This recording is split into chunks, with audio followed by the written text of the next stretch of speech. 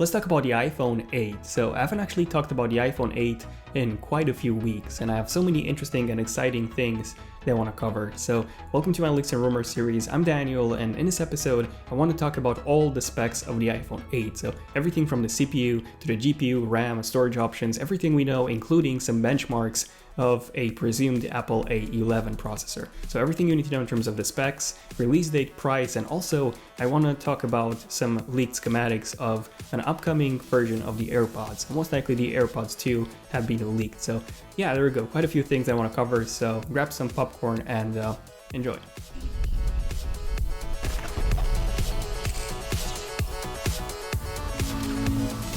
Okay, so first off, let's talk about not the CPU, but the GPU. So in terms of the GPU of the iPhone 8, some of you might know that pretty much all iPhones have PowerVR graphics. So PowerVR graphics are actually made by Imagination Technologies, and this is a UK-based company. I mean, they're not actually manufacturing the GPU themselves, but they're designing the architecture of the GPU. And just a few days ago, Imagination Technologies have actually announced the new GPU architecture, which is called Furion. So this would be the new GPU architecture that's going to be included in the iPhone 8, most likely. And here's a couple of benchmarks of how this new Furion architecture would compare to what we have on the iPhone 7 in the Apple A10 chip. So according to Imagination Technologies, you would get about 50% frame rate improvements in the Manhattan benchmark, and also about 80% improvement in the T-Rex benchmark. Now, in case you don't know, these are actually some really high-end and demanding graphic benchmarks that I usually run in my Ultimate Speed Test series. Apart from this, you would also get about a 50% improvement in the frame rates in the Antutu benchmark, and you would also get much higher pixel per clock output, so 8 compared to 4, so this will allow the GPU to drive a much higher resolution display, and finally about a 50% improvement when it comes to the raw GPU compute power. So there you go, about a 50% improvement in the raw GPU performance on the iPhone 8. That's a pretty massive improvement from the iPhone 7. Now, here's something really interesting about PowerVR and Imagination Technologies and Apple. So Apple has announced that they're actually going to stop using Imagination Technologies PowerVR graphics soon. By soon, they actually meant in the next 15 months to 2 years. So yeah, Imagination Technologies is most likely going to die as a company, which is really, really unfortunate. And that's because their main client is actually Apple. So they do produce GPUs, mobile GPUs for Motorola, for example. They did some work for Lenovo as well. But Apple is the main client. So if they're going to lose Apple, if this is actually going to happen, and it seems pretty likely, then Imagination Technologies might fail as a company. They actually might go bankrupt. So really sad to hear that. Fun fact, I was actually thinking of applying to work at Imagination Technologies while I was doing my degree. So yeah, really sad to hear that it might be gone in the next few years. Now, Apple has actually published a couple of job openings on just this GPU architecture, mobile GPU architecture design. Okay, so why does Apple want to make their own mobile GPUs? Because the PowerVR graphics are actually really, really good. Well, the main reason isn't necessarily the performance, it's actually the cost. I mean, performance-wise, the PowerVR graphics are incredible. By simply switching to a custom-made in-house GPU architecture, Apple would be saving billions on production cost on the next iPhone. Now, some of you might be wondering what's the deal with the Apple A chips, because Apple does make the A processor, A11, A10, and so on, and they are basically a system on a chip. So they have the GPU included, they have basically all the system chips included into that single processor. That's why it's called an SoC. I believe Apple switched to a system on a chip with the Apple A5 processor back in 2011. I might be wrong, it might be the A4, but still. Apple basically designs the CPU architecture, so only the processor inside the iPhones, and the GPU, even though it's included in the same processor and the same chip, it's actually made by a different company, which up until now was Imagination Technologies. And even if you take a look at the actual benchmark CPU and GPU wise between the iPhone 7 Plus and the Samsung Galaxy S8 Plus. So I actually did an Ultimate Speed Test a couple of days ago. In case you haven't seen it, definitely check it out. It's really exciting to see the results and how the iPhone compares to the S8 Plus. But yeah, basically CPU-wise, the iPhone crushes the S8 so badly, but GPU-wise, the S8 actually crushes the iPhone in quite a few tests, and some other tests, the iPhone 1. So overall, the GPU is really similar between the iPhone and the S8. CPU-wise, the iPhone is much more powerful, at least single core wise. Yeah, so by designing their own GPU architecture, Apple might be able to improve the GPU in the iPhones even more. But yeah, this isn't going to happen anytime soon. So it's not going to happen with the iPhone 8. The iPhone 8 is still going to have PowerVR graphics. it might not even happen with the iPhone 8s next year. So my guess is that it's probably going to happen with the iPhone 9 in 2019 or maybe in 2020. So yeah, quite some time to wait until we see some custom-made Apple graphics inside the new iPhones. Next up, section number 2, let's talk about the CPU. So some of you already know that the CPU inside the iPhone 8 is going to be the Apple A11 processor. Okay, so how is the Apple A11 processor different from the Apple A10? Well, first off, this is finally going to be based on a smaller 10nm process. Some of you might know that the Apple A10 chip is actually based on not a 16 and not a 14, but actually a 16nm process. So it's basically 2 generations behind of the industry, of the mobile CPU industry, so to say. But even though it's basically 2 generations behind when it comes to the die size, it's really, really powerful. So it's still, the Apple A10 chip is still the world's most powerful mobile processor, at least when it comes to the single core score. Again, just take a look at this versus the Exynos 8895 that's inside the S8 or the Snapdragon 835, both of which are basically the most powerful mobile processors that you can get besides the Apple A10 chip. I mean, just to give you an actual idea of how powerful this chip inside the iPhone 7 is, it's really, really close when it comes to 4K video export times to a Haswell i7 quad-core processor. Not a desktop one, but a mobile one, 2.3 GHz, but still really, really impressive considering that you can basically compare this to a mobile processor, a top-of-the-line mobile processor from 2013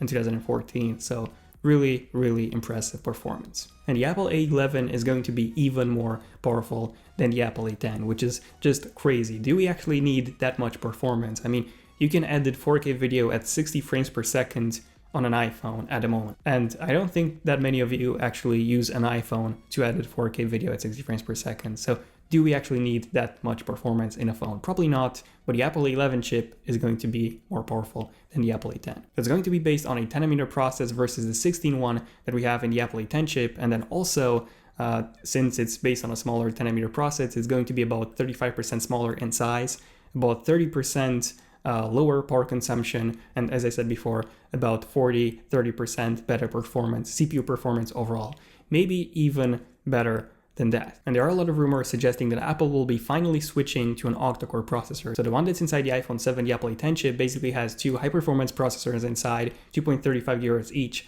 and then 2 low-performance processors inside, which are basically about 1.7 GHz each. Seems like I'm losing my voice again. But yeah, the Apple A11 chip is going to be manufactured by TSMC alone, so no more Samsung. Samsung manufactured the Apple A9 chip with TSMC. Apple A10 was only manufactured by TSMC, and Apple A11 will also only be manufactured by TSMC alone. And we actually had a couple of reports coming from China saying that TSMC will begin the manufacturing process of the Apple A11 chip in mid-April, but that never ended happening. That never happened. However, we did get a new report just this week from DigiTimes saying that Apple has begun, well, TSMC has begun manufacturing the Apple A11 chips. So this is now official. Apple A11 chip is being manufactured as we speak. Apparently, they did have some manufacturing issues with the Apple A11 chip, reason why they actually had to delay the production from mid-April to basically mid-May, so to say. And ADN News, or Economic Daily News, they've reported that Apple plans on manufacturing about 50 million Apple A11 chips by the end of July, and then 100 million, about 100 million by the end of the year. Now, that would be way too much processors for just the iPhone 8, so this is most likely going to be included in the new iPad, in the new iPad Pro 10.5 inches, or in the iPhone 7s as well, if it's going to be launched alongside the iPhone 8. There have been some new reports suggesting that the iPhone 7s is not going to be launched anymore, just the iPhone 8. I would be really happy with just seeing the iPhone 8. I don't really care about the iPhone 7s, to be honest. Let me know in the comments if you care about the iPhone 7s. Basically an iPhone 7 with updated specs. So more RAM, 3 GB of RAM in both the iPhone 7s and 7s Plus and the Apple A11 chip, and no other improvements apart from some minor camera updates. But yeah, let me know in the comments if you're interested in an iPhone 7s or just the iPhone 8. And there has been a leaked schematic, a leaked motherboard schematic of the iPhone 8 posted on Weibo. And here you can see the Apple A11 chip. You can see that stacked or that dual motherboard that we've seen before. We've had some rumors in the past suggesting that Apple might be switching to an Apple SIM, so similar to what we have in the iPad Pro 9.7 inches, the 3G, the LTE-enabled version. This would basically allow to not have an actual SIM included. So this would be theft-proof because if someone steals your iPhone, they wouldn't be able to remove the SIM, so you would always have an internet connection, and you will be able to locate the phone. That would be awesome. That's coming from someone who was mugged and had his phone stolen. So Apple, please do this. But yeah, if you take a look at this motherboard schematic, you can also see the SIM slot. If this is real, if this is legit, then Apple won't be including any Apple SIM in the iPhone 8, unfortunately. Next up, let's talk about the RAM. So we've had quite a few reports saying that the iPhone 8, the 7S, and the 7S Plus, so all iPhones, all 2017 iPhones will come with 3 gigabytes of RAM. So unfortunately not 4 gigabytes, but 3 gigabytes, same as what we have now on the iPhone 7 Plus. And to be honest, 3 gigabytes of RAM is more than enough for an iOS device. iOS has amazing RAM management. So I've actually done, some of you might have seen my ultimate speed tests, and I've done a few comparing the iPhone 7S with 2 gigabytes of RAM and the iPhone 7 with also 2 with various phones. And yeah, the iPhone 7 with 2 gigabytes of RAM managed to outperform some phones like the OnePlus 2, for example, which came with 4 gigabytes of RAM, the Samsung Galaxy S7 Edge, which also came with 4 gigabytes of RAM, and yeah, even the Samsung Galaxy S8, the iPhone 7, and the iPhone 6S, they actually have better RAM management than the Samsung Galaxy S8, which comes with 4 gigabytes of RAM. So 2 gigabytes is enough on iOS, and 3 gigabytes is way better, obviously. But yeah, don't expect any RAM management issues on iOS anytime soon. In case you want to see how the iPhone 7 with 2 gigabytes of RAM compares to the iPhone 7 Plus, which comes with 3, I have an ultimate speed test just on that. But yeah, long story short, not that much of a difference. The main difference is in Safari, with how many web pages the iPhone 7 Plus can keep open in the background. So yeah, the iPhone 7 Plus with 3 is better than the iPhone 7, but not by that much. Then number 4, earlier this month, something really interesting was posted on Weibo again. So this was actually a leaked, supposedly leaked benchmark, Geekbench score of the Apple A11 processor. Now, I believe this was found by KK Sneak Leaks and also posted by Slash Leaks as well. But just take a look at the scores. These are just insane. So 4,537 as the single core score and 8,975 as the multi-core. You can also see a couple of other changes, such as the level 1 cache has been doubled from 64 kilobytes to 128. So that's a pretty big difference. And you can also see that the clock speed has been increased from 2.35 to 2.74 gigahertz, and we also have a 4-core processor. So since this is Geekbench 4, it only shows the high performance processor, and now it's a quad-core one instead of the dual-core one that we had in the Apple A10 chip. So those cores are just crazy. Just to give you an idea of how crazy they are, this is the latest iMac, and this one comes with the Intel Skylake 6700K. Now, in case you don't know the 6700K processor, it's basically the Skylake flagship. This is a desktop processor, not a mobile one. So this is the most powerful Skylake processor that you can get right now. And I'm talking about the extreme versions, just the one with the highest clock speed, basically. And yeah, the single core score is even higher than the Skylake 6700K, which is just crazy. Yeah, this is a flagship from 2015. The iPhone 8 comes with the Apple A11 chip, which is more powerful single core wise, which again is just insane. Now, leaving that aside, I think it's fake. I think there's quite a few reasons why this Geekbench score leak is fake. So first off, the screen ratio is quite weird. If you take a look at the image, it's so much wider than even the Samsung Galaxy S8 Plus. So I think this is almost a 22:9 aspect ratio, just judging by the eye. Then the second reason why I think this is fake is because Geekbench 4 doesn't usually work with unreleased processors. So Geekbench 4 does have to be updated on new processors. Sometimes it does work, sometimes it doesn't. Usually it doesn't, by the way. And here on the Apple 11 chip seems to be working just fine. Also, it says here iOS 11.0.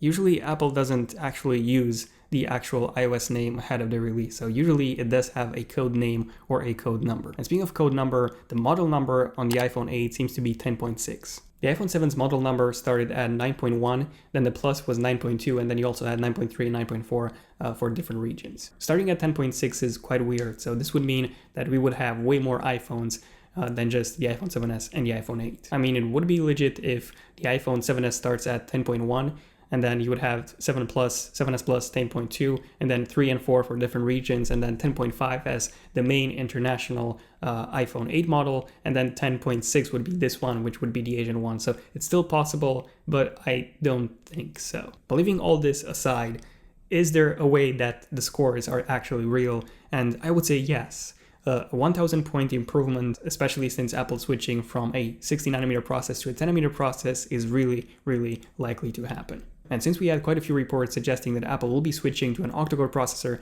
with the Apple 11 chip from the quad-core one that we have in the Apple A10, well, that multi-core score might actually be pretty likely, might be pretty real as well. So the image might be fake, but the scores might actually be real, or at least really close to what the actual scores of the Apple A10 chip are going to be. Do expect something in the 4,000 range when it comes to the single core side of the Apple 11 chip. Next up, let's talk about the storage options. So what capacities is the iPhone 8 going to come with? Well, we actually have quite a few different reports on the storage options on the iPhone 8. Now, on the iPhone 7s, pretty much everyone is saying that it's going to come in 32, 128, and 256. So basically the exact same storage options as the iPhone 7 and the iPhone 7 Plus. The iPhone 8, however, is only set to come in two storage options, 64 and 256, so no 128 gigabytes at all. And this was reported by a Chinese research firm called TrendForce. And you might have heard of TrendForce before. I've mentioned them in some of my previous videos, and they actually have a pretty good track record. So they were the ones that predicted that the iPhone 7 was going to come in 32, 128, and 256. And they were pretty much right about that. So chances are that the iPhone 8 will indeed come in 64 and 256 only. Now, unfortunately, this is actually some pretty bad news, especially if you have the mid-tier version of the iPhone 7. So if you have the 128 gigabytes iPhone 7, and if you use more than 64 gigabytes of storage, then you would have to upgrade to the 356 gigabyte iPhone 8, which is not going to be cheap. And speaking of cheap and speaking of price, I have some updates when it comes to the pricing options of the iPhone 8. Some pretty good news, actually. So moving on to the next section, the price. Okay, so speaking of the price, apparently the 64 gigabyte iPhone 8 would actually start at $850 to $900, which is actually some pretty good news because previously it was reported that the iPhone 8 would actually start at $1,000. So the baseline 64 is supposedly going to start at only $850 to $900. Now, apparently the main reason for this price drop would be because Apple wants to have prices similar to Samsung with the Samsung Galaxy S8. So the S8 currently starts at $740 and the S8 Plus starts at $840. So if the iPhone 8 is going to start at $850, it would be really close to the Samsung Galaxy S8 Plus in price. Now the only issue here is that the iPhone 8 is going to come with a 5.8 inches display, and the Samsung Galaxy S8 Plus comes with a massive 6.2 inches display. And the iPhone 8 is also going to have that function bar, which I'm guessing it will be usable in apps such as some games and movies. And if you're watching YouTube videos, for example, I'm guessing you would be able to hide that function bar, but still 5.8 inches versus 6.2 inches. The S8 Plus still has a much higher display size. So people who do prefer larger display sizes will most likely pick the Samsung Galaxy S8 Plus. And then the 256 gigabyte iPhone 8